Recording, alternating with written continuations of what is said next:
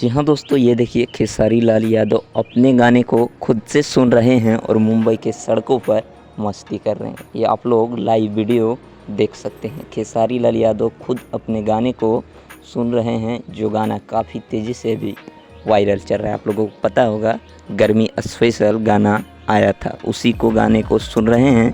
खेसारी लाल यादव मुंबई के सड़कों पर घूम भी रहे हैं। और इसी वीडियो में आप लोगों को एक खुशखबरी दे दूं कि खेसारी लाल यादव के फैंस जिस चीज़ का डिमांड और इंतज़ार कर रहे हैं, फाइनली आप लोगों का इंतज़ार ख़त्म होने वाला है। बहुत समझ सकते हैं, 1 से 2 दिनों के अंदर एक नए गाने का भाई पोस्टर देखने को मिलेगा। अपकमिंग सून में है, कभी भी पोस्टर आने वाला है। तैयार रहिएगा तबाही मचाने के लिए। मिलते हैं फिर नेक्स्ट वीडियो में। थैंक्स फॉर वॉचिंग भाई, लव यू ऑल।